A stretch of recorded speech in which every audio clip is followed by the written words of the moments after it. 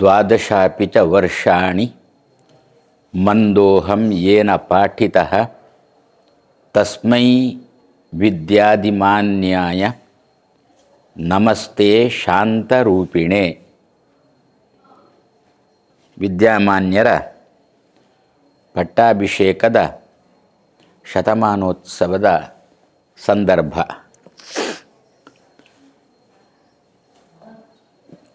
ಕಲಿಯುಗ, ಸುತ್ತಮುತ್ತ ಆಚೆ ಈಚೆ ಕೆಲವು ವಾತಾವರಣಗಳು, ಇದನ್ನೆಲ್ಲ ನೋಡುವಾಗ ನಮಗೆ ಒಮ್ಮೆ ಸಂಶಯ ಬರುತ್ತೆ, ಕಲಿಯುಗ ಬಂದಿದ ಅಂತ ಹೇಳಿಕೊಂಡು. ಯಾವಾಗ ಅಂದರೆ ಇಂತಹ ವಿದ್ಯಾಮಾನ್ಯ ತೀರ್ಥರಂತಹ ಯತಿಗಳನ್ನು ಕಂಡಾಗ. ಕಲಿಯುಗದಲ್ಲಿಯೂ ಕೂಡ ಇಂತಹ ಯತಿಗಳು ಇದ್ದಾರೆ ಅಂತ, ಇದ್ದಾರೋ ಅಂತಲ್ಲ, ಯಾಕೆಂದರೆ ನಾವು ಕಣ್ಣಾರೆ ಕಂಡವರಾದ್ದರಿಂದ ಇದ್ದಾರೆ ಎನ್ನುವುದು ಧರ್ಮರಾಜನ ಒಂದು ಮಾತನ್ನು ನೆನಪಿಗೆ ತಂದು ಕೊಡುತ್ತದೆ. ಧರ್ಮರಾಜನ ಮುಂದೆ ಕಲಿಯನ್ನು ಕಟ್ಟಿ, ಹೆಡೆಮುಡೆ ಕಟ್ಟಿ ಭೀಮಸೇನ ತಂದು ಹಾಕಿದ. ಇದು ಯುದ್ಧ ಮುಗಿದ ಮೇಲೆ ಪಾಂಡವರ ಸಾಮ್ರಾಜ್ಯದ ಸಂದರ್ಭ. ಕಲಿ ಮತ್ತು ಬಲಿ ಇಬ್ಬರು ಸೇರಿಕೊಂಡು, ಬಲಿ ಅಂತ ದೈತ್ಯ, ಇಬ್ಬರು ಸೇರಿಕೊಂಡು ಧರ್ಮರಾಜನ ರಾಜ್ಯವನ್ನು ಹಾಳು ಮಾಡಬೇಕು ಅಂತ ಹೇಳಿಕೊಂಡು ಯಾರ್ಯಾರೋ ಜೊತೆ, ಪರದೇಶಿಯರ ಜೊತೆ, ಈಗ ನಾವು ನೋಡ್ತಾ ಇದ್ದೇವಲ್ಲ, ನಮ್ಮ ಭಾರತವನ್ನು ಹಾಳು ಮಾಡಬೇಕು ಅಂತ ಹೇಳಿಕೊಂಡು ನಮ್ಮವರೇ ಯಾರ್ಯಾರ ಜೊತೆ ಸೇರಿಕೊಂಡು, ಶತ್ರು ದೇಶದ ಜೊತೆ ಸೇರಿಕೊಂಡು ಪಿತೂರಿ ಮಾಡ್ತಾ ಇದ್ದಾರಲ್ಲ, ಅದೇ ರೀತಿಯಲ್ಲಿ ಆವಾಗಲೂ ಪಿತೂರಿ ನಡೆದಿತ್ತು. ಆವಾಗ ಸ್ವಯಂ ಭೀಮಸೇನನೇ ಇದ್ದ ಅವರನ್ನೆಲ್ಲ ಬಡೀಲಿಕ್ಕೆ. ಈಗ ಭೀಮಸೇನನ ಪ್ರಮೋದ ತೀರ್ಥರ ಸನ್ನಿಧಾನ ಇರತಕ್ಕಂಥ ವ್ಯಕ್ತಿ ಈಗ ಇದ್ದಾನೆ, ಇವುಗಳನ್ನೆಲ್ಲ ಸದೆ ಬಡೀಲಿಕ್ಕೆ. ಆ ರೀತಿಯಲ್ಲಿ ಬಲಿಯನ್ನು ಓಡಿಸಿದ, ಕಲಿಯನ್ನು ತಂದು ಧರ್ಮರಾಜನ ಮುಂದೆ ಹಾಕಿದ.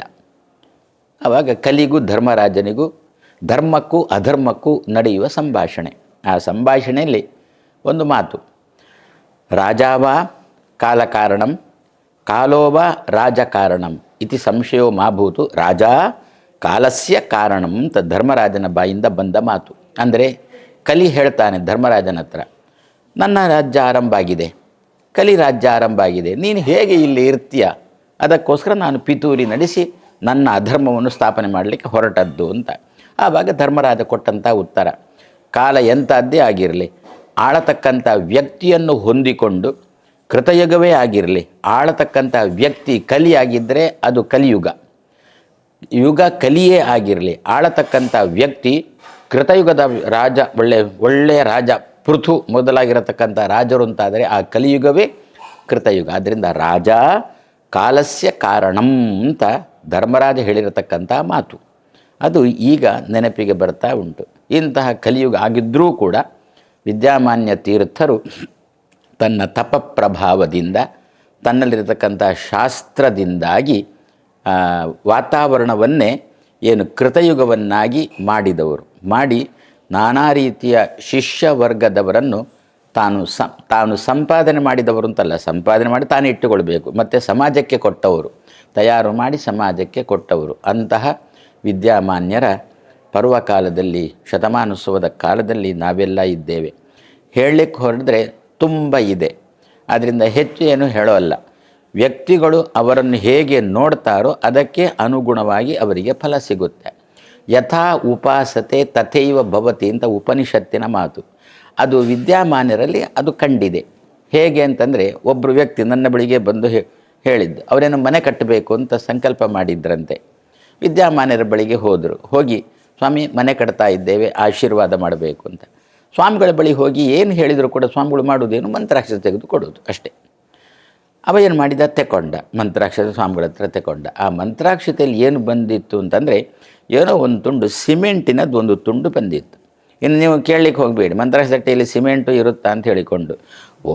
ತೆಗೆದುಕೊಳ್ಳತಕ್ಕಂಥ ವ್ಯಕ್ತಿಗೆ ಯೋಗ್ಯ ಹಣೆಯಲ್ಲಿ ಬರೆದಿದ್ದರೆ, ಅವನ ಸಂಕಲ್ಪವನ್ನೇ ಹಣೆಯಲ್ಲಿ ಬರೆದಿದ್ದರೆ ಅದಕ್ಕೆ ಅನುಗುಣವಾಗಿ ಆ ತಟ್ಟೆಗೆ ಬಂದು ಬೀಳ್ತದೆ. ಹೇಗೆ ಅಂತಂದರೆ, ಮೂಗುತಿ ತಟ್ಟೆಗೆ ಬಂದು ಬಿದ್ದಂತೆ. ವಿಷದ ತಟ್ಟೆಯಲ್ಲಿ ಮೂಗುತಿ ಇರುತ್ತಾ ಅಂತ ನೀವು ಪ್ರಶ್ನೆ ಮಾಡಿದರೆ ಉತ್ತರ ಏನದಕ್ಕೆ? ಅದಕ್ಕೆ ಉತ್ತರ ಅಷ್ಟೇ, ಗೊತ್ತಿಲ್ಲ. ಗೊತ್ತಿಲ್ಲ ಅಂದರೆ ದೇವರು ಹಾಕಿದ್ದು ಅಂತ ಅರ್ಥ, ಅದಕ್ಕೆ ಗೊತ್ತಿಲ್ಲ ಶಬ್ದಕ್ಕೆ ಅರ್ಥ. ಅದೇ ರೀತಿಯಲ್ಲಿ ಇಲ್ಲಿ ಆ ಮನೆ ಕಟ್ಟತಕ್ಕಂಥ ಅವನಿಗೆ ಹಣೆಯಲ್ಲಿ ಬರೆದಿತ್ತು. ಆದ್ದರಿಂದ ವಿದ್ಯಾಮಾನ್ಯ ತೀರ್ಥರು ಮಂತ್ರ ಕೊಡುವಾಗ ಅದರಲ್ಲಿ ಸಿಮೆಂಟ್ ಅಂತೊಂಡು ಬಂತು. ನಾವಾದರೆ ಏನಿರುತ್ತೆ ಸಾಮಾನ್ಯವಾಗಿ, ಏನಿದು ಸಿಮೆಂಟಿನ ತುಂಡು ಇದರಲ್ಲಿ ಬಂದದ್ದು ಅಂತ ಹೇಳ್ಕೊಂಡು ಏನೋ ಮುಖ ಹಿಂಡುವ ಪ್ರಸಂಗ. ಅವನಿಗೆ ಆ ಸಮಯದಲ್ಲಿ ಆ ಬುದ್ಧಿ ಬಂದಿಲ್ಲ. ಮತ್ತು ತೆಕೊಂಡ ಪ್ರಸಾದ ಅಂತ ತೆಕೊಂಡ, ಅದನ್ನೇ ಮನೆಯಲ್ಲಿಟ್ಟುಕೊಂಡು ಪೂಜೆ ಮಾಡಿದ. ಭವ್ಯವಾದ ಮನೆಯನ್ನೇ ಕಟ್ಟಿಬಿಟ್ಟೆ. ಏನು ಸಿಮೆಂಟಿನ ಮನೆಯನ್ನೇ ಸ್ಲ್ಯಾಬ್, ನಿಮ್ಮ ಈಗಿನ ಕಾಲದಲ್ಲಿ ಟ್ಯಾರಿಸ್ ಒಂದು, ಅವೇನೋ ಹಂಚಿನ ಮನೆ ಹಾಕಬೇಕು ಅಂತ ಹೊರಟವ ಕಾಣುತ್ತೆ. ಏನಾಯ್ತು ಅಂದರೆ ದುಡ್ಡೆಲ್ಲ ಕೂಡಿ ಬಂತು, ಸಿಮೆಂಟಿನ ಮನೆಯೇ ಆಯಿತು. ಅಂದರೆ ನಾನು ಏನು ಹೇಳಲಿಕ್ಕೆ ಹೊರಟದ್ದು ಅಂತಂದರೆ, ಭಗವಂತ ಒಬ್ಬನಲ್ಲಿ ಇದ್ದುಕೊಂಡು ಅನುಗ್ರಹ ಮಾಡಿದ ಅಂತಂದು ಬಿಟ್ಟರೆ ಯಾವ ರೀತಿಯಲ್ಲಿಯೂ ಕೂಡ ಭಗವಂತ ಅನುಗ್ರಹ ಮಾಡಲಿಕ್ಕೆ ಸಮರ್ಥ. ಮಾತ್ರ ಭಗವಂತ ಯಾರ್ಯಾರನ್ನೋ ಹಿಡಿಯೋಲ್ಲ, ಮತ್ತು ಯಾರಲ್ಲಿ ಅವನಿಗೆ ಬೇಕಾಗಿರತಕ್ಕಂಥ ಪೀಠ ಉಂಟೋ, ಅವನೇ ಕೂಡಲಿಕ್ಕಿರತಕ್ಕಂಥ ಪೀಠ ಎಲ್ಲಿ ಉಂಟೋ ಅಲ್ಲಿ ಭಗವಂತ ಬಂದು ಕೂಡ್ತಾನೆ. ಸದ್ಯ ವಿದ್ಯಾಮಾನ್ಯರೆಂಬ ಆ ಗೃಹದಲ್ಲಿ ಅವರ ತಪಸ್ಸು ಮತ್ತು ಆನಂದ ತೀರ್ಥರ ಶಾಸ್ತ್ರ ಎನ್ನತಕ್ಕಂಥ ಪೀಠ, ಭಗವಂತನಿಗೆ ಯೋಗ್ಯವಾದ ಪೀಠ ಇದ್ದದ್ದರಿಂದ ದೇವರು ಬಂದ. ಆ ಪೀಠದಲ್ಲಿ ಚೆನ್ನಾಗಿ ಕೂತು ಅವರ ಬಾಯಿಂದ ನುಡಿಸಿದ, ಕೈಯಿಂದ ಕೊಡಿಸಿದ. ಅದೆಲ್ಲ ಅದೇ ರೀತಿಯಾಗಿ ಆಗ್ತಾ ಬಂತು. ಇಷ್ಟು ಇದಕ್ಕೆಲ್ಲ ನಮಗೆ ಹೆಮ್ಮೆ ಏನು ಅಂತಂದು ಬಿಟ್ಟರೆ, ಇಂತಹ ವಿದ್ಯಾಮಾನ್ಯರನ್ನು ಸಮಾಜಕ್ಕೆ ಕೊಟ್ಟವರು ನಮ್ಮ ವಿಬುಧ ಪ್ರಿಯರು ಅಂಥೇಳಿ ನಮಗೆ ಹೆಮ್ಮೆ. ಇದು ಸರ್ವಜ್ಞ ಪೀಠದಲ್ಲಿ ಕೂತುಕೊಂಡು ವಿದ್ಯಾಮಾನ್ಯರೇ ತುಂಬ ಸಲ ನಮ್ಮ ಹತ್ರನೂ ಹೇಳಿದ್ದುಂಟು. ಯಾವುದೋ ಒಂದು ಸಂದರ್ಭ ಇವರು ಸಂಸ್ಕೃತ ಶಾಲೆಯಲ್ಲಿ ಓದ್ತಿದ್ದರು. ತುರ್ತಾಗಿ ವಿಬುಧ ಪ್ರಿಯರಿಗೆ ಒಂದು ವ್ಯಕ್ತಿ ಬೇಕಾಗಿತ್ತು, ಸನ್ಯಾಸ, ಒಂದು ಪೀಠದಲ್ಲಿ ಕೂಡಿಸಲಿಕ್ಕೆ. ಸಂಸ್ಕೃತ ಶಾಲೆಗೆ ಹೋದರು. ಆ ವಿದ್ಯಾಮಾನ್ಯ ತೀರ್ಥರ ಪೂರ್ವಾಶ್ರಮದ ತಂದೆ ಅದಮಾರು ಶ್ರೀಗಳವರ ಪುರೋಹಿತರು, ಮಠದ ಪುರೋಹಿತರು. ಆದ್ದರಿಂದ ವಿದ್ಯಾಮಾನ್ಯರಿಗೆ ಹಕ್ಕು ಇತ್ತು, ವಿಬುಧ ಪ್ರಿಯರಿಗೆ ಹಕ್ಕು ಇತ್ತು ಆ ಮನೆತನದ ಮೇಲೆ. ಶಾಲೆಗೆ ಹೋಗಿ ಆ ಕುಪ್ಪಣ್ಣ ತಂತ್ರಿಗಳು ಅಂತ ವಿದ್ಯಾಮಾನ್ಯ ತೀರ್ಥರ ತಂದೆಯ ಹೆಸರು, ಆ ಕುಪ್ಪಣ್ಣ ತಂತ್ರಿಗಳನ್ನು ಬಾಲೆನ್ ಬರೆಪಣ ಅಂತ. ಶಾಲೆಗೆ ಹೋದಾಗ ವಿದ್ಯಾಮಾನ್ಯರು ಪ್ರಾಯಶಃ ಹಿಂದಿನ ದಿವಸ ಏನೋ ಪಾಠ ಮಾಡಿದ್ದನ್ನು ಬಾಯ್ಪಾಠ ಮಾಡಿಲ್ಲ, ಅಧ್ಯಾಪಕರಿಗೆ ಒಪ್ಪಿಸಲಿಲ್ಲ. ಆದ್ದರಿಂದ ಬೆಂಚಿ ಮೇಲೆ ನಿಲ್ಲಿಸಿದ್ರಂತೆ ಅಧ್ಯಾಪಕರು. ವಿದ್ಯಾಮಾನ್ಯರು ಬೆಂಚಿ ಮೇಲೆ ನಿಂತಿದ್ದರು. ಅವರ ಪೂರ್ವಾಶ್ರಮದ ಹೆಸರು ನಾರಾಯಣ ಅಂತಲ್ಲ, ಏನೋ ನನಗೆ ನಾರಾಯಣ ಅಂತ ಬೆಂಚಿ ಮೇಲೆ ನಿಂತಿದ್ರಂತೆ. ಯಾಕೆಂದರೆ ಹಿಂದಿನ ದಿವಸದ ಪಾಠ ಒಪ್ಪಿಸಲಿಲ್ಲ ಅಂತ ಹೇಳಿಕೊಂಡು ಅಧ್ಯಾಪಕರು ಬೆಂಚಿ ಮೇಲೆ. ವಿಬುಧ ಪ್ರಿಯರ ಆಜ್ಞೆ, ಆದ್ದರಿಂದ ಆಜ್ಞೆ ಅಂತ ಆದಮೇಲೆ ಅವ ಮಾಡಲೇಬೇಕು. ಮಾಡಿಲ್ಲ ಅಂದ್ಬಿಟ್ಟು ಅವನು ಅಡ್ರೆಸ್ ಇಲ್ಲ ಅಂತ ಮಾಡ್ತಾರೆ ವಿಬುಧ ಪ್ರಿಯ. ಅವ್ರದ್ದು ತಾಕತ್ತು ಬೇರೆಯೇ. ಇವ ಹೋದ, ಆಜ್ಞಪ್ತನಾದ ವ್ಯಕ್ತಿ ಹೋದ, ಶಾಲೆಗೆ ಹೋದ, ಬೆಂಚಿ ಮೇಲೆ ನಿಂತಿರತಕ್ಕಂಥ ಹುಡುಗನನ್ನು ದಬ್ಬ ದಬ್ಬ ದಬ್ಬ ಅಂತ ಕರ್ಕೊಂಡು ಬಂದ. ಆ ದಿವಸನೇ ತಲೆ ಬೋಳಿಸಿ ಆಯಿತು, ಶಾಟಿ ತೊಡಿಸಿ ಆಯಿತು. ವಿಬುಧ ಪ್ರಿಯರು ಮಂತ್ರೋಪದೇಶ ಕೊಟ್ಟು ಆಯಿತು. ಅಲ್ಲ ಹೇಗಿದೆಲ್ಲ ಅಂತಂದು ಬಿಟ್ಟರೆ, ಅದಕ್ಕೆ ಹೇಳಿದ್ದು ಸಂಕಲ್ಪ ಮಾತ್ರಾತ್ ಸಕಲೋಪಿ ಸಸ್ಯಾತ್. ಯಾವಾಗ ಅಂತಂದು ಬಿಟ್ಟರೆ, ವ್ಯಕ್ತಿಯಲ್ಲಿ ಅಂತಹ ತಾಕತ್ತಿತ್ತು ಅಂತಂದರೆ ಆವಾಗ ಕೊರಡನ್ನು ಕೂಡ ಚುಗುರಿಸುವ ತಾಕತ್ತು ಅವರಲ್ಲಿ ಬರುತ್ತೆ. ಅದು ವಿಬುಧ ಪ್ರಿಯರ ತಾಕತ್ತು. ಆ ರೀತಿಯಲ್ಲಿ ಕೊನೆಗೆ ಕುಪ್ಪಣ್ಣ ತಂತ್ರಿಗಳು ಬಂದು ಹೇಳಿದ್ರಂತೆ. ಈ ಕುಪ್ಪಣ್ಣ ತಂತ್ರಿಗಳಂದ್ರೆ ಕೇಳೂ ಇಲ್ಲ ಹೇಳೂ ಇಲ್ಲ, ವಿಬುಧ ಪ್ರಿಯ ಇವರದ್ದೇ ಅಲ್ಲ, ವಿಬುಧ ಪ್ರಿಯರದೇ ರಾಜಾದಿರಾಜ ವೈಭವ. ಸರಿ ಆಯಿತೆಲ್ಲ ಆದಮೇಲೆ ಕುಪ್ಪಣ್ಣ ತಂತ್ರಿಗಳಿಗೆ ಮತ್ತೆ ಜನ ಹೋಯ್ತಂತೆ. ಇಂಚ ನಿನ್ಕೊಳ್ಳ ಬಾಲೆಗೆ ಏನು ಸನ್ಯಾಸ ಕೊಳ್ತೆ ಅಂತ. ಅದು ಕೂಡ ಎಂಥ ಸನ್ಯಾಸ, ಒಂದು ರೀತಿಯ ವೇಷದ ಸನ್ಯಾಸ, ಏನೋ ಅವರಿಗೆ ತತ್ಕಾಲಕ್ಕೆ ಬೇಕಾಗಿತ್ತು ವೇಷದ ಸನ್ಯಾಸ. ಕೊನೆಗೆ ವಿಬುಧ ಪ್ರಿಯರ ಹತ್ರ ಕುಪ್ಪಣ್ಣ ತಂತ್ರಿಗಳು ಹೇಳಿದ್ದರಂತೆ, ಅದನ್ನು ವೇಷ ಪಾಡ್ಯರ ಒಂಚೂರು ಪೊರ್ಲಂಪ್ಲೆ ಅಂತ ಹೇಳಿಕೊಂಡು. ಹಾಗೆ ಮತ್ತೆ ತಲೆ ಮೇಲೆ ವಿಬುಧ ಪ್ರಿಯರೇನು ಕೈ ಇಟ್ಟಿದ್ರು. ಆ ಕೈ ಇಟ್ಟಂತಹ ಪ್ರಭಾವವೇ ಇವತ್ತು ಏನು ಅಂತಂದರೆ, ಮಾಯಾವಾದಿಗಳಲ್ಲಿ ಪ್ರಚಂಡ ಸ್ವಾಮಿಗಳು ಅಂತಂದರೆ ಕರಪಾತ್ರಿ ಸ್ವಾಮಿಗಳು ಅಂತ. ಅವರ ಮುಂದೆ ಯಾರೂ ನಿಲ್ಲುವವರಿಲ್ಲ. ಎಲ್ಲ ಮಾಯಾವಾದಿಗಳು ಕೂಡ ಅವರು ಬಹಳ ಅಗ್ರೇಸರರಾಗಿದ್ದರು. ಅಂತಹವರನ್ನೂ ಕೂಡ ವಾದದಲ್ಲಿ ನಿಗ್ರಹ ಮಾಡಿ, ಯದ್ಯಪಿ ಅಲ್ಲಿಯೇನೋ ಸ್ವಲ್ಪ ಬಾಯಿ ಮೇಲೆ ಮಾಡತಕ್ಕಂಥ ಪ್ರಸಂಗ ಬಂದಿತ್ತು. ಆವಾಗ ಮತ್ತೊಬ್ಬರು ಮಾಯಾವಾದಿ ಪಂಡಿತರೇ ವಿದ್ಯಾಮಾನ್ಯರು ಹೇಳಿದ್ದು ಸರಿ ಉಂಟು ಅಂತ ಹೇಳಿಕೊಂಡು, ಅದಕ್ಕೆ ಯಾಕೆ ಅಂತ ಇದರಿಂದ ಗೊತ್ತಾದದ್ದು ಏನು ಅಂತಂದರೆ, ಕರಪಾತ್ರಿ ಸ್ವಾಮಿಗಳು ಸರಿಯಾಗಿ ಅಧ್ಯಯನ ಮಾಡಿಲ್ಲ, ಮಾಡದೆ ವಾಕ್ಯಾರ್ಥಕ್ಕೆ ಬಂದವರು ಅಂತ. ವಿದ್ಯಾಮಾನ್ಯರು ಏನೋ ಒಂದು ವಿಷಯದಲ್ಲಿ ಗೀತೆ ಒಂದು ವಿಷಯದಲ್ಲಿ ಚರ್ಚೆ ಶುರುವಾಯಿತು. ವಿದ್ಯಾಮಾನ್ಯರು ತಕ್ಷಣ ಅದಕ್ಕೆ ಉತ್ತರ ಕೊಟ್ಟರು. ಉತ್ತರ ಕೊಟ್ಟಾಗ ಕರಪಾತ್ರಿ ಸ್ವಾಮಿಗಳಂದ್ರಂತೆ ಅಪಸಿದ್ಧ ಅಂತಂದ್ರಂತೆ. ಆವಾಗ ವಿದ್ಯಾಮಾನ್ಯರು ಗೀತಾ ತಾತ್ಪರ್ಯ ನೋಡಿ ಅಂತಂದ್ರಂತೆ. ಗೀತಾ ತಾತ್ಪರ್ಯ ಅಂತ ಒಂದು ಉಂಟು ಅಂತ ಕರಪಾತ್ರಿ ಸ್ವಾಮಿಗಳಿಗೆ ಗೊತ್ತಿಲ್ಲ. ಅದು ಯಾರಿಗೆ ಗೊತ್ತಿತ್ತು ಅಂತಂದುಬಿಟ್ರೆ ಮತ್ತೊಬ್ಬ ಅದ್ವೈತ ಪಂಡಿತರಿಗೆ ಗೊತ್ತಿತ್ತು. ಅವರು ನೋಡಿದರು, ಅಲ್ಲಿ ಉಂಟು ವಿದ್ಯಾಮಾನ್ಯರು ಹೇಳಿದಂಥ ಉತ್ತರ ಅದರಲ್ಲಿತ್ತು. ಆವಾಗ ಆ ಅದ್ವೈತ ಪಂಡಿತರಂದ್ರಂತೆ, ಇಲ್ಲ ವಿದ್ಯಾಮಾನ್ಯರಿಗೆ ಅಪಸಿದ್ಧ ಅಂತ ಇಲ್ಲ ಅವರು. ಹಾಗಾದರೆ ಮಾಯಾವಾದಿಗಳ ಬಾಯಿಂದಲೇ, ಬರೇ ಮಾಯಾವಾದಿಗಳನ್ನು ಸೋಲಿಸಿದ್ದಲ್ಲ, ಅವರ ಬಾಯಿಂದಲೇ ಭೇಷು ಅಂತ ಹೇಳಿಸಿಕೊಂಡಿರತಕ್ಕ ನಾವು ಮಾಧ್ವರು ನಮ್ಮ ಸ್ವಾಮಿಗಳನ್ನು ಹೊಗಳುವುದು ದೊಡ್ಡದಲ್ಲ.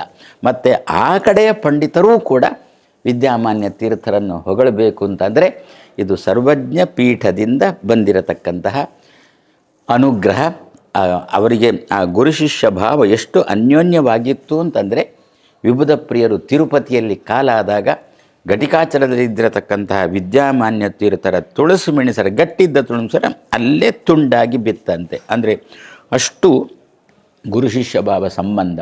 ಆ ರೀತಿಯಲ್ಲಿ ಗುರು ಶಿಷ್ಯ ಭಾವ ಸಂಬಂಧ ಇದ್ದದ್ದಕ್ಕೇನೆ ವಿಬುಧ ಪ್ರಿಯರ ತಪಸ್ಸು ಮತ್ತು ವಿದ್ಯೆ ಎರಡೂ ಕೂಡ ವಿದ್ಯಾಮಾನ್ಯರಲ್ಲಿ ಬಂದು, ಅಂತಹ ವಿದ್ಯಾಮಾನ್ಯರು ಎಲ್ಲೋ ಮೂಲೆಯಲ್ಲಿದ್ದಂಥ ಭಂಡಾರಕೇರಿ, ಒಂದು ಕಾಲದಲ್ಲಿ ಭಂಡಾರಕೇರಿ ಅಂತೆ, ಅಲ್ಲಿ ಬಾರ್ಕೂರು ರಾಜರು ಅಂತ ಅವರು ಸಂಪಾದನೆ ಮಾಡಿದಂಥ ಸಂಪತ್ತನ್ನೆಲ್ಲ ಸಂಗ್ರಹ ಇಡ್ತಿದ್ದಂತಹ ಮನೆ ಅಂತೆ, ಅದು ಮಠ ಅಂತೆ. ಅದಂತ ಅದಕ್ಕೋಸ್ಕರ ಭಂಡಾರ ಕೇರಿ ಅಂತ ಹೆಸರು ಬಂದದ್ದಂತೆ.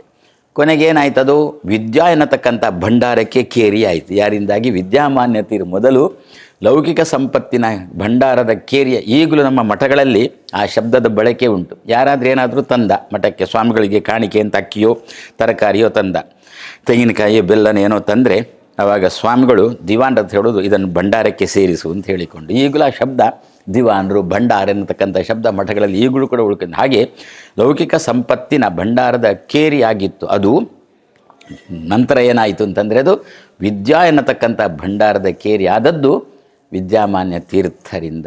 ಇಂತಹ ವಿದ್ಯಾಮಾನ್ಯ ತೀರ್ಥರನ್ನು ಗುರುಗಳನ್ನಾಗಿ ಪಡೆದಿರತಕ್ಕಂಥ ನಾವೇ ಧನ್ಯರು ಅಂತ ನಮಗೆ ತುಂಬ, ಇಂಥ ವಿದ್ಯಾಮಾನ್ಯ ತೀರ್ಥರ ಶಿಷ್ಯರು ಅಂತ ಹೇಳಲಿಕ್ಕೆ ತುಂಬ ಸಂತೋಷ ಆಗುತ್ತೆ. ಅದಕ್ಕಿಂತಲೂ ಕೂಡ ಅಂಥ ವಿದ್ಯಾಮಾನ್ಯ ತೀರ್ಥರ ಕೈಯಲ್ಲಿ ನಮ್ಮನ್ನು ಕೊಟ್ಟಂಥ ನಮ್ಮ ಗುರುಗಳಾದ ವಿಭುದೇಶ ತೀರ್ಥರು ದೊಡ್ಡವರು ಅಂತ ಹೇಳಿಕೊಂಡು ನಾವು ಈ ಸಂದರ್ಭ ವಿಭುದೇಶ ತೀರ್ಥರು ಹೇಳುವುದುಂಟು. ಆವಾಗ ಎಲ್ಲೋ ಒಂದು ಕಡೆಗೆ ಹೋಗಿ ಬಂದ ಮೇಲೆ, ಅದು ಯದ್ಯಪಿ ಅವರೆಲ್ಲ ನನ್ನ ಗುರುಗಳ ಆ ಮನೆಗೆಲ್ಲ ಹೋಗುವವರಲ್ಲ, ಅಂಥ ಕಾಟಾಕೋಟಿಗಳ ಮನೆಗೆಲ್ಲ. ಅಂದರೆ ಕಾಟಾಕೋಟಿ ಅವರಿಗೆ ಅಹಂಕಾರ ಇರುತ್ತೆ. ಕಾಟಾಕೋಟಿಗಳಿಗೆ ಏನು ಉಡುಪಿ ಪರ್ಯಾಯ ನಮ್ಮಿಂದಲೇ ನಡೆಯುವುದು ಹಾಗೆ ಹೀಗೆ ಅಂತ ಹೇಳಿಕೊಂಡು, ನಮ್ಮದೇ ಯಾವುದೊಂದು ರಾಜ್ಯದಲ್ಲಿದ್ದಂಥವರಿಗೆ ತಲೆಗೆ ಅಹಂಕಾರ ಏರಿರುತ್ತೆ. ಉಡುಪಿಯಲ್ಲಿ ಪರ್ಯಾಯ ನಡೆಯುವುದೇ ನಮ್ಮ ದುಡ್ಡಿನಿಂದಾಗಿ ಅಂತ ಹೇಳಿಕೊಂಡು. ಆದ್ದರಿಂದ ಗುರುಗಳು ಪರ್ಯಾಯ ಸಂಚಾರದಲ್ಲಿ ಆ ರಾಜ್ಯಕ್ಕೆ ಹೋಗಲೇ ಇಲ್ಲ. ಆದರೂ ಕೂಡ ಒಂದು ಸಂದರ್ಭದಲ್ಲಿ ವಿಮಾನದಿಂದ ಇಳಿದವರು ಗುರುಗಳು ಸೀದಾ ವಿದ್ಯಾಮಾನ್ಯರು ಅಲ್ಲಿದ್ದಾರೆ ಅಂತ ಗೊತ್ತಾಯ್ತು, ಆ ರಾಜ್ಯದಲ್ಲಿ ಇದ್ದಾರೆ ಅಂತ ಗೊತ್ತಾಯಿತು. ಅದೊಂದು ನಾಸ್ತಿಕ ರಾಜ್ಯ, ಅದು ಆ ರಾಜ್ಯದಲ್ಲಿ ಇದ್ದಾರೆ ಅಂತ ಗೊತ್ತಾಯಿತು. ಅಲ್ಲಿ ಒಂದು ಮನೆ, ಆ ಮನೆಗೆ ಅಲ್ಲಿ ವಿಭುದೇಶ ತೀರ್ಥರು ಸೀದಾ ಹೋಗಿ ವಿದ್ಯಾಮಾನ್ಯ ತೀರ್ಥರ ಪಾದದಲ್ಲಿ, ವಿದ್ಯಾಮಾನ್ಯ ತೀರ್ಥರ ಕ್ರಮ ಏನು ಅಂತಂದರೆ, ತಾನು ಅಷ್ಟು ದೊಡ್ಡವರಾದರೂ ಕೂಡ, ಅಷ್ಟು ವಿದ್ಯೆ ಉಳ್ಳವರು ವಯಸ್ಸುಳ್ಳವರಾದರೂ ಕೂಡ, ಯಾರಾದರೂ ಒಬ್ಬರು ಚಿಕ್ಕ ಸ್ವಾಮಿಗಳು ಬಂದರೂ ಕೂಡ ಸಾಕು, ತಾನು ಕೂತಲಿಂದ ಎದ್ದು ಹೋಗಿ ಅವರನ್ನು ಸ್ವಾಗತ ಮಾಡುವುದು. ಅದು ವಿದ್ಯಾ ದದಾತಿ ವಿನಯಂ ಎನ್ನುವುದಕ್ಕೆ ಕನ್ನಡಿ ವಿದ್ಯಾಮಾನ್ಯರಾಗಿದ್ದರು. ಹಾಗೆ ವಿಭುದೇಶ ತೀರ್ಥರು ಬಂದರು ಒಳಗೆ. ಆ ಮನೆ ಯಜಮಾನರೆಲ್ಲ ದಬ, ಯಾಕೆಂದರೆ ಎಂದೂ ಕರೆದ್ರೂ ಬರುವವರಲ್ಲ ವಿಭುದೇಶ ತೀರ್ಥರು, ಬಂದೇ ಬಿಟ್ರಲ್ಲ ಅಂತ ಹೇಳಿಕೊಂಡು ವಿದ್ಯಾಮಾನ್ಯರು ಎದ್ದುಕೊಂಡು ಹೊರಗೆ ಬಂದಾಗ ವಿದ್ಯಾಮಾನ್ಯ ತೀರ್ಥರ ಪಾದದ ಮೇಲೆ ತಲೆ ಇಟ್ಟು ಎಂಕ ಇನಿ ಶಾಂತಿ ಸಿಕ್ಕನು ಅಂತ ವಿಭುದೇಶ ತೀರ್ಥರು ಹೇಳಿರತಕ್ಕಂಥ ಮಾತು.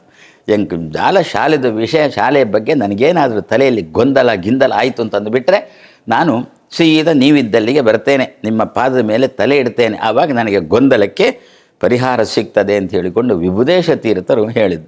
ಕೊನೆಗೆ ಆ ಮನೆ ಯಜಮಾನರೆಲ್ಲ ಸ್ವಾಮಿ ಕುಳ್ಳೆ ಪಾದಪೂಜೆ ಏರೆಗೆ ಬೊಡ್ಡಲ್ಲ ಅಂತೊಂಡೆ ಅಂತೇಳಿ ಇವರು ಹೊರಟದ್ದೇ ನನ್ನ ಗುರುಗಳು. ಆ ಮನೆ ಏನು ಬರ್ತಾನೆ ಇನ್ಕ್ಲೆನ್ ಸುವರೆ ಆಯ್ತು, ಎನ್ನು ಗುರುಗಳು ವಿದ್ಯಾಮಾನ್ಯರನ್ನು ಸುವರೆ ಬರ್ತಾನೆ ಅಂತ ಇನ್ಕ್ಲೆಗೆ ಆಕಳಿನ ಶಾಕ್ತಿ ಅದೊಂದು ಇನ್ಕ್ಲೆ ಗೊತ್ತಿದ್ದು ಅವ್ರಿಗೆ ಒಂದಷ್ಟು ಬೈದರು ವಿಭುದೇಶ ತೀರ್ಥರು. ಆ ಮನೆಯಿಂದ ಹೊರಟು ಹೋದರು. ಅಷ್ಟು ಲೌಕಿಕರನ್ನಾಗಲಿ ವೈದಿಕರನ್ನಾಗಲಿ. ಈಗ ನಮ್ಮಲ್ಲಿ ಕೆಲವು ಲೌಕಿಕ ವೈದಿಕ ಸ್ವಾಮಿಗಳು ಕೂಡ ಆ ಕಾಲದಲ್ಲಿ ಇದ್ದರು.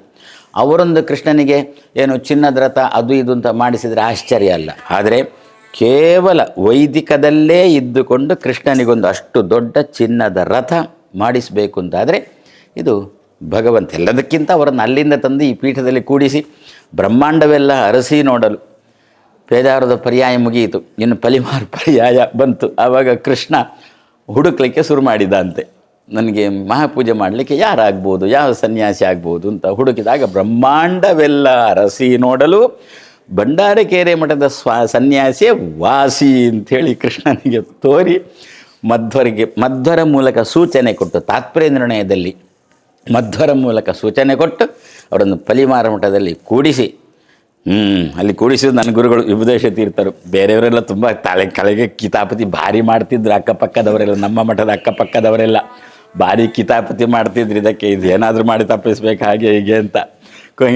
ಆದರೂ ನನ್ನ ವಿಭುದೇಶ ತೀರ್ಥರು ಎಷ್ಟೋದು ಅಷ್ಟೇ ಶಾಂತರು ಕೂಡ.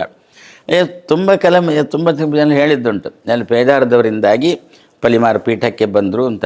ಆವಾಗ ವಿಭುದೇಶ ತೀರ್ಥರು ಪಕ್ಕದಲ್ಲಿ ಕೂತ್ಕೊಂಡು ಮಾತಾಡ್ತಿರಲಿಲ್ಲ. ಅವ್ರು ನಾನು ಕೂಡಿಸಿದ್ದು ನಾನು ಅಂತ ವಿಭುದೇಶ ತೀರ್ಥರು ಹೇಳ್ತಿರಲಿಲ್ಲ, ದೇವರಿಗೆ ಗೊತ್ತು ಅಂತ ವಿಭುದೇಶ ತೀರ್ಥರಿಗೆ ಒಂದು. ಆದ್ದರಿಂದ ಆ ಪಲಿಮಾರು ಪೀಠದಲ್ಲಿ ಕೂಡಿಸುವ ಹಕ್ಕು ಇರುವುದು ಬೇರೆ ಯಾರಿಗಿಲ್ಲ, ದ್ವಂದ್ವ ಮಠವಾಗಿರತಕ್ಕಂಥ ವಿಭುದೇಶ ತೀರ್ಥರಿಗೆ ಮಾತ್ರ. ಹಾಗೆ ಅಲ್ಲಿ ಕೂಡಿಸಿ ಕೃಷ್ಣನ ಪೂಜೆ ಮಾಡಿಸಿ, ಅದರಿಂದ ವಿದ್ಯಾಮಾನರು ಏನು ಪೂಜೆ ಮಾಡಿದ್ದುಂಟು ಕೃಷ್ಣನಿಗೆ, ಅದರ ಸ್ವಲ್ಪ ಫಲ ನಮ್ಮ ಗುರುಗಳಿಗೂ ಕೂಡ ಅದು ಈಗಲೂ ಕೂಡ ಸೇರ್ತಾ ಉಂಟು ಅಂಥೇಳಿ ಆದ್ದರಿಂದಲೇ ಆ ಕಾಲದಲ್ಲಿ, ಆವಾಗಿನ ಕಾಲದಲ್ಲಿ ಲಕ್ಷ್ಮೀನಾರಾಯಣ ತೀರ್ಥರು ಶ್ರೀಪಾದರಾಜರು ಆಗಿದ್ದರು. ಅದಕ್ಕೆ ಇಲ್ಲಿ ಈ ಕಾಲದಲ್ಲಿ ಪುನಃ ಅದು ಚಕ್ರ ತಿರುಗಿ ಬಂದಾಗ ಶ್ರೀಪಾದರಾಜರು ಅಂತಂದರೆ ಅದು ವಿದ್ಯಾಮಾನ್ಯರು. ಆದರೆ ಇಂತಹ ವಿದ್ಯಾಮಾನ್ಯ ತೀರ್ಥರು ಪಕ್ಕದಲ್ಲಿ ಇದ್ದರೂ ಕೂಡ ಅವರ ಅನುಗ್ರಹ ಪಡೆಯಲಿಕ್ಕೆ ಎಲ್ಲ ಪೀಠಾಧಿಪತಿಗಳಿಗೂ ದೇವರೇನು ಅವಕಾಶ ಕೊಡೋಲ್ಲ. ಅದು ಕೂಡ ಆರಿಸಿ ಕೆಲವರಿಗೆ ಮಾತ್ರ. ಕೆಲವರು ಪಕ್ಕದಲ್ಲಿದ್ದರೂ ಕೂಡ ಅದು ಹಿತ್ತಲ ಗಿಡ ಮದ್ದಲ್ಲ ಅಂತ ಹೇಳಿಕೊಂಡು ಅಂಥ ಎಲ್ಲ ಕಾಲದಲ್ಲಿಯೂ ಕೂಡ ಎಲ್ಲ ರೀತಿಯ ಜನಗಳು ಇದ್ದೇ ಇರ್ತಾರೆ. ಆದರೆ ವಿದ್ಯಾಮಾನ್ಯ ತೀರ್ಥರು ಯಾವುದಕ್ಕೂ ಒಂದು ವೇಳೆ ಪ್ರಾಯಶಃ ಇದನ್ನೆಲ್ಲ ಎಣಿಸುವಾಗ ವಿದ್ಯಾಮಾನ್ಯ ತೀರ್ಥರು ಒಂದು ವೇಳೆ ಪಲಿಮಾರು ಮಠ ಬೇರೆ ಮಠಕ್ಕೆ ಬಂದದ್ದೇ ಆಗಿದ್ದರೆ ಆವಾಗ ಅವರು ಸರ್ವಜ್ಞ ಪೀಠದಲ್ಲಿ ಕೂತು ಪರ್ಯಾಯ ಹೇಳುವುದೋ ಕೂಡುವುದೋ, ಆವಾಗ ಅಕ್ಕಪಕ್ಕದಲ್ಲಿ ಹಿಂದೆ ಮುಂದೆ ಸ್ವಾಮಿಗಳು ಯಾರು ಏನು ಅಂತ ಗೊತ್ತಿಲ್ಲ. ಇದು ಹಾಗಲ್ಲ. ದೇವರು ಏನು ಮಾಡಿದ ಅಂತಂದರೆ ಪಲಿಮಾರು ಮಠದಲ್ಲಿ ಕೂಡಿಸಿದ. ಹಿಂದಿನ ಸ್ವಾಮಿಗಳು ಪೇಜಾವರ, ಮುಂದಿನ ಸ್ವಾಮಿಗಳು ಅದಮಾರು, ಎರಡರ ಮಧ್ಯದಲ್ಲಿ ಅವರನ್ನು ಕೂಡಿಸಿ ಏನು ಎಬ್ಬಿಸುವವರಿಗೂ ತೊಂದರೆ ಇಲ್ಲ, ಕೂಡಿಸುವವರಿಗೂ ತೊಂದರೆ ಇಲ್ಲದ ರೀತಿಯಲ್ಲಿ ಇದು ಭಗವಂತನ ವ್ಯವಸ್ಥೆ. ಇದೆಲ್ಲ ಯಾವುದರ ತಾಕತ್ತು ಅಂತಂದರೆ ವಿದ್ಯೆ ಮತ್ತು ತಪಸ್ಸು. ಇದರ ಒಂದು ಸಂದರ್ಭದಲ್ಲಿ ಪತ್ರಿಕೆಯಲ್ಲಿ ದ್ವೈತಾದ್ವೈತ ವಿಚಾರ ಭಾರೀ ಜಟಾಪಟಿ ನಡೆಯಿತು. ಕೊನೆಗೆ ಒಬ್ಬ ಅದ್ವೈತಿ, ಆಚೆ ಕೋಟದ ಕಡೆ ಅದ್ವೈತಿ ಒಬ್ಬ ಬರೆದಿದ್ದ, ವಿದ್ಯಾಮಾನ್ಯ ತೀರ್ಥರು ಇಷ್ಟು ದೊಡ್ಡವರು, ಹೀಗೆಲ್ಲ ನಮ್ಮನ್ನೆಲ್ಲ ಬೈಬೇಡಿ ಅಂತ. ಅಂದರೆ ಅವನು ಒಪ್ಪಿದ್ದ, ವಿದ್ಯಾಮಾನ್ಯ ತೀರ್ಥರು ದೊಡ್ಡವರು ಅಂತೇಳಿ ಅವನು ಒಪ್ಪಿದ್ದ. ಹೀಗೆ ಇಂತಹ ಸಾಮರ್ಥ್ಯ, ಇಷ್ಟು ತಾಕತ್ತಿರತಕ್ಕಂತಹ ವಿದ್ಯಾಮಾನ್ಯ ತೀರ್ಥರ ಪೀಠಾರೋಹಣದ ಶತಮಾನೋತ್ಸವವನ್ನು ನಮ್ಮ ಸಹಪಾಠಿ ಪುತ್ತಿಗೆ ಸ್ವಾಮಿಗಳು ಅವರ ಪರ್ಯಾಯದಲ್ಲಿ ಕೊನೆಯ ಹಂತದಲ್ಲಿ ಮಾಡ್ತಾ ಇದ್ದಾರೆ ಎನ್ನುವುದೇ ತುಂಬ ಸಂತೋಷದ ವಿಷಯ. ಅದು ನಿರ್ವಿಘ್ನವಾಗಿ ನಡೀಲಿ ಅಂತೇಳಿ ಈ ಸಂದರ್ಭದಲ್ಲಿ ಮಧ್ವರ ಅಂತರ್ಯಾಮಿ ಉಡುಪಿ ಕೃಷ್ಣನನ್ನು ಪ್ರಾರ್ಥನೆ ಮಾಡಿ ನಮ್ಮ ಮಾತನ್ನು ಮುಗಿಸ್ತಾ ಇದ್ದೇವೆ.